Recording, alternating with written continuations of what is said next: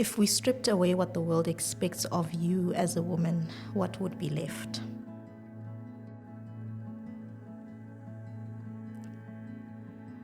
I'm a very sleepy person. It's like it's like a Morocco. Let me sleep. I want to sleep all the time.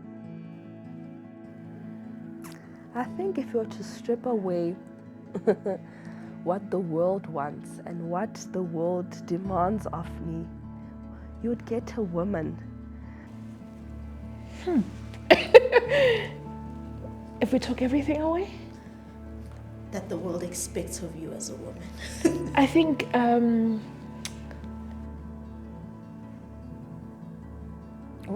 if you stripped away what the world expects of me as a woman, what would be left? What would be left of me? I think about 90% of my personality. Because I don't really care very much. That's honestly just taking care of our babies. There's a deep part of me that just cares about people, and I think that will always remain, whether I was a woman or not.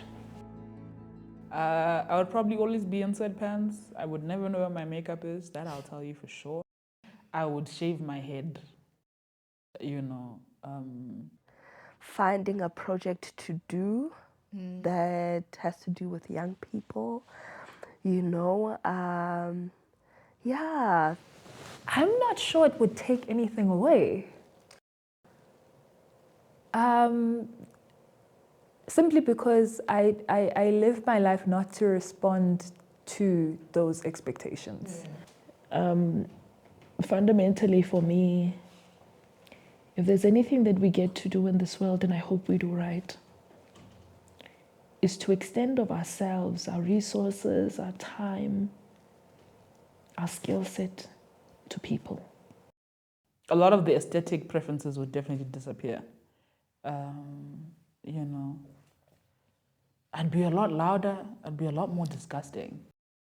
I'd be very free with burping and underarm hair and all that type of stuff. That's just, living out her life on her own peaceful terms. Yeah. And I think, that's... So I can't really say that those expectations contribute significantly to the person that I am or how I show up. And in creating better livelihoods for people. Livelihoods that are both decent and livable. And even if I never got to do anything else in this world or in my lifetime. Yeah, I think that's pretty much what would be left would be what I look like in the morning when I wake up. That would be pretty chiskop, badly burnt by letsatsi, always outside. If we were to strip away even the world, the money things, if I can say it as well like that, because I believe sometimes we work this hard, not because we truly want to, but because the world needs money. Yeah. We need money to pay for things. And so if you were to strip away those expectations of me as a woman, I would still want to show up as someone who is very intentional about making a contribution, about, showing up as someone who's very intentional about progressing and pushing forward.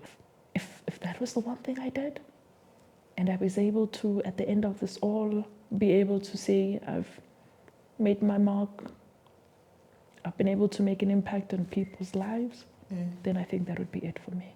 Feral. That's what would be left. The polish into the smoke. So if you were to strip away a lot of the world, someone who just loves the Lord and who just lives out in what do you want from me today? I would still want to show up as someone who acknowledges people in their different purposes and strengths. And so I would still want to show up as a nurturer. I would still want to show up as an encourager. And I don't think I want those things necessarily because I'm a woman, but I do think that those things are sometimes expected of women. We can wrap it up. That's honestly what you would get. So if you had to strip them away, I would just be Mandisa. But I think Mandisa would probably look and feel very much like a woman regardless of what societal expectations were. What kind of South Africa do you dream of for women 10 or 20 years from now? Safe. Safe. I think with this one, it's, women, although we are so strong, but we're also so vulnerable because of the violence. It's so sad. Like, it breaks my heart. Oh man, a safe one. One in which being black does not make you less likely to succeed. A South Africa that's safe. I start with safety because we all know the conversation around how women constantly have to live in fear. Fear to take a walk down the street. I want to walk around at night. So if I were to envision, I have my baby girl, Buhle. If I were to make it even personal and say for her, I would want her to grow up in a world, in a South Africa where she's not afraid to just walk to the store, walk to the store quickly, walk to the mall quickly, where she's not afraid, to drive by herself. I was driving at night yesterday and I was praying so hard, Lord, protect me, But that is the South Africa we live in currently. Or less likely to be wealthy, or less likely to be educated, or less likely to realize your full potential, because unfortunately this is the South Africa that we currently live in at the moment. Fear around whether I will come back alive or not. So safety is very important. Existing in a constant state of fear, I think, is crippling. And for me, honestly, that's one of the things that's really on my heart, that, all these GBVs, all these raping, all this hurting one another, all these things that are unnecessary, honestly. They hurt so much, they hurt many people, many lives destroyed because of this. The statistical data that Nick Spall put out a couple of years ago speaks about, the number of South Africans that you can expect to see graduating from high school. And so he says, I think it's like of the 100 learners, and I hope I get this right, of about, the 100 learners that started school in 1995, he goes on to give the numbers of how many of them would then finish high school, how many of them would then drop out of high school, how many of them would qualify for a university education. And so by the end of all of these dropouts and these statistics. And I'm almost convinced that it's limiting how women are able to show up, but also the things that they can do. Because if I had an opportunity to meet a person after work for coffee, but I need to avidly think and figure out whether or not it's safe for me to take a later taxi in order to get home, I'm already canceling that coffee meetup, right? Or that after work, let's meet up request that I had made to someone. And in the long run, I think about what does this mean for our children? Because not only are we living in constant fear, but the same fear we are passing down. Don't come back late, don't do this, there's so many don't do's that in the long run affect how or where people go and how they're able to go there or not go there and so forth. So South Africa that's safe, number one. Number two, I genuinely wish for a South Africa where we are moving beyond numbers of being the first women to do X, Y, Z, and being able to pay it forward. Pay it forward through other women in our communities, but also be able to, beyond the numbers, say we're substantively participating. So for me, that's the South Africa I would really want for her to grow up in. About 4 in every 100 South African students that started high school in About 4 in South African students that started grade 1 in 1995 would have had access to university or would have been able to access university in order to obtain a university degree. That's a 4% chance, right? And if you then go ahead and disaggregate that data by race and gender, the representation of black women in that pool is extremely small. I think you're likely to forget that if you have a lot of black friends who are that 1 out of that 4. Because I think there's a lot of representation that started by making sure that we are meeting the spec of numbers. So just so that we can say we have 50% of women in leadership positions. But when you start looking at those numbers and you start looking at the terms of reference of the things that they do, it's not substantive. It's almost like a window dressing of some sort or some tokenistic representation.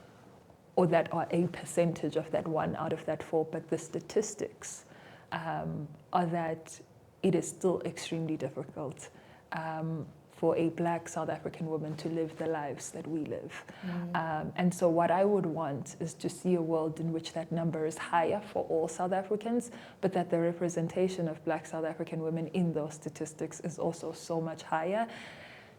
And outside of just, economic opportunity and obviously professional success and the space for them in economic participation. I wish we could move away from tokenism and understand that women are not there to fill numbers, but also they can contribute to decisions substantively.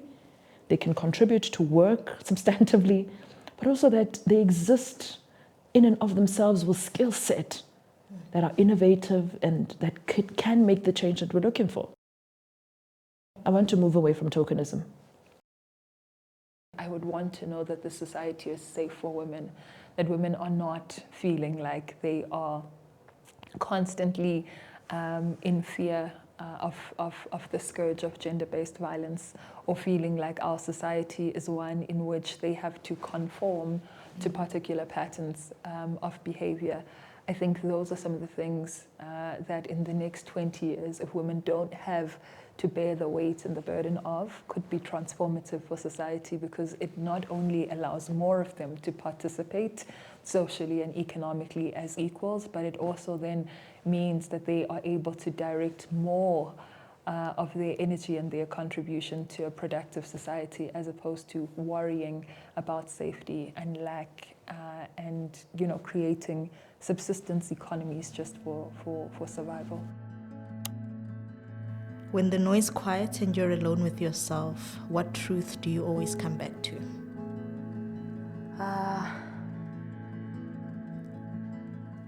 That I am loved.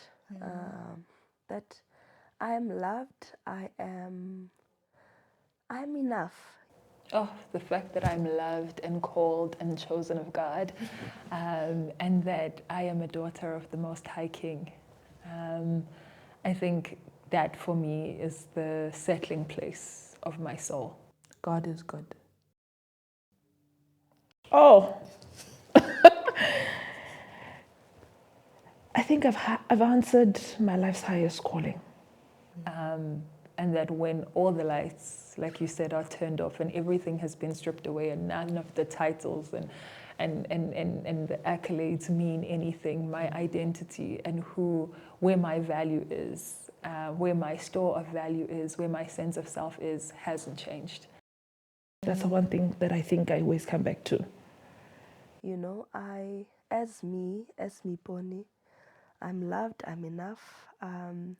And yes, God cares for me and God loves me, but hasn't been influenced by any of those things and isn't dictated by any of those things. So that's kind of my Zen place, as it were, and the place where I kind of return to when I need to fill my soul. I also come back to the truth that He who has started the work in me, I am confident of this. It starts by saying that He who has started this good work in me will bring it to completion until the day of Christ. Yeah, like I'm loved, my husband, my parents, my kids.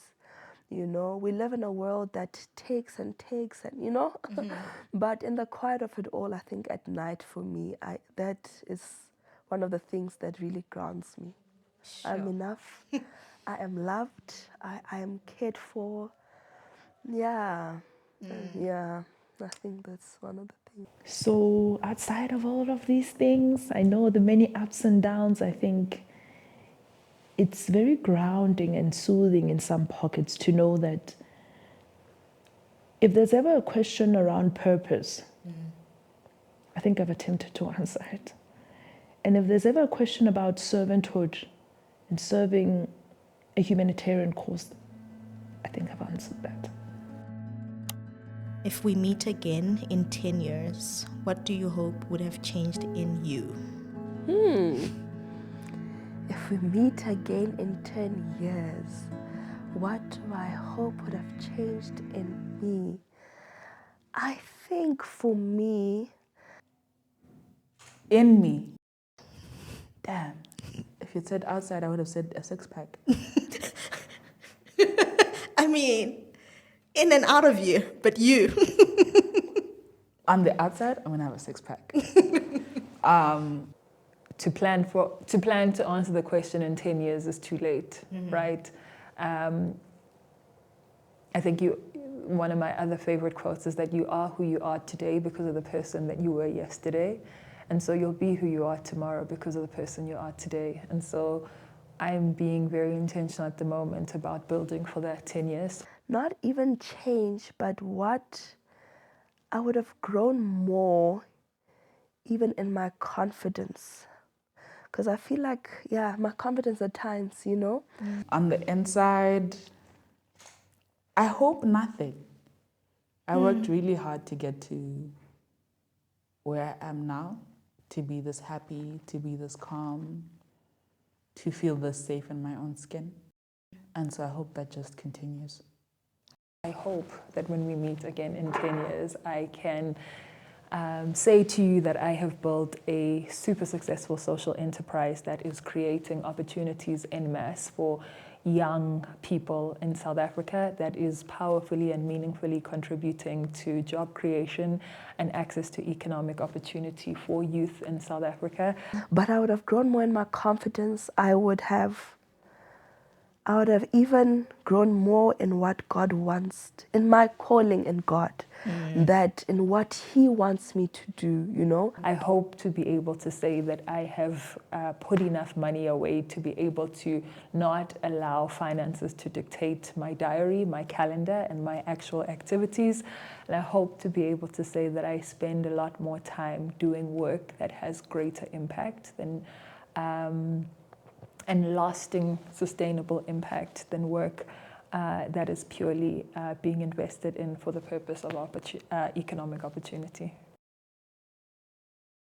Because I believe that God is only getting started in my life and in what He truly wants to do in my life. So in 10 years, I hope that I would have gotten more out of my shell because I still believe I'm still in my shell, still like, oh Lord, make me, you know, but more confident in His calling for my life. And you will look at me and say, yes, there is a difference from that Miboni that I saw 10 years ago. I can see it even more now. The fire, I can see the confidence, the assurance of what God has called it to do.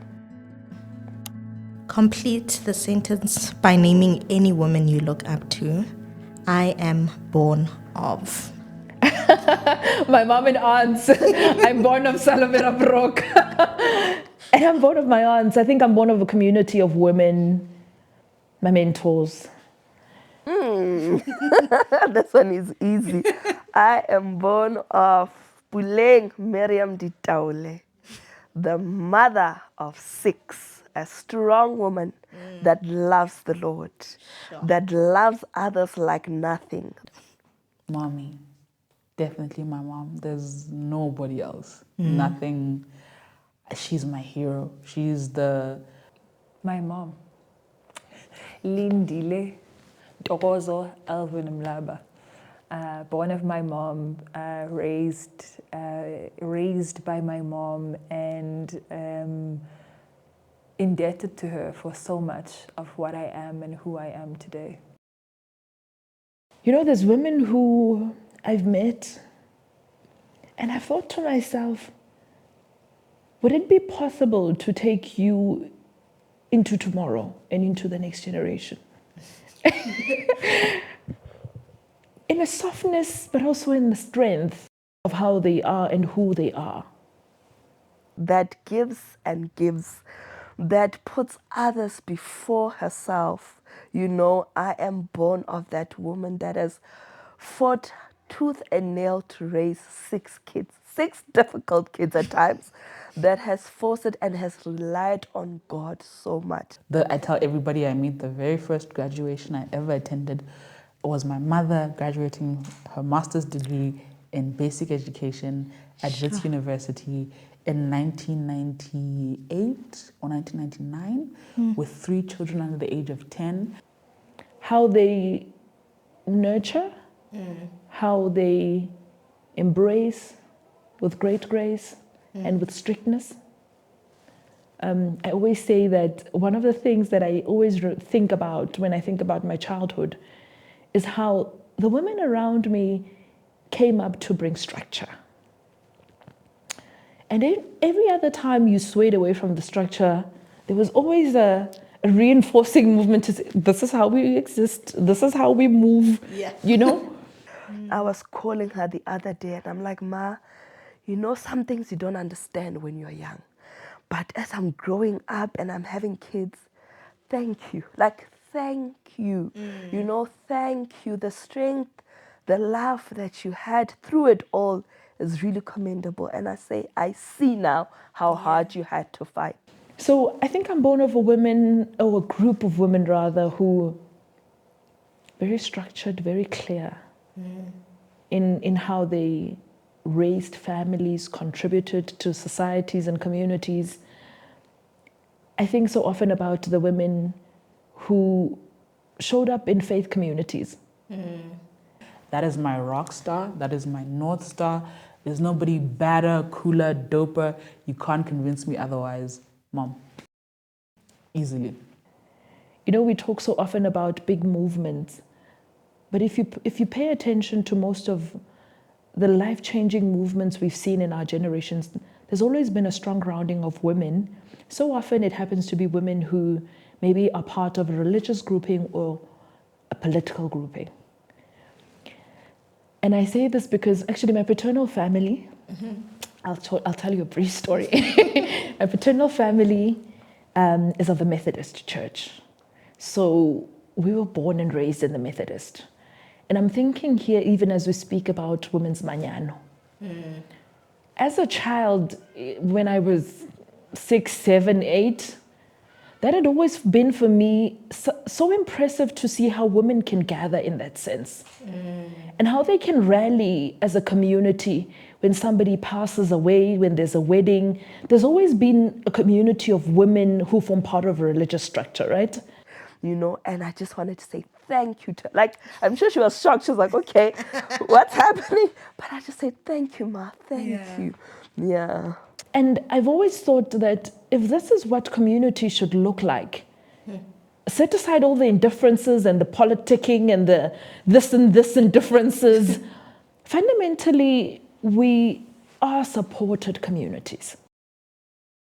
And even after that, when we moved away and when we changed and moved away from the Methodist Church and so forth, fundamentally the structure for me has always remained in my mind because it was so organized in certain pockets, but it stood for something so clear around community and how people are able to rally behind a cause and show up.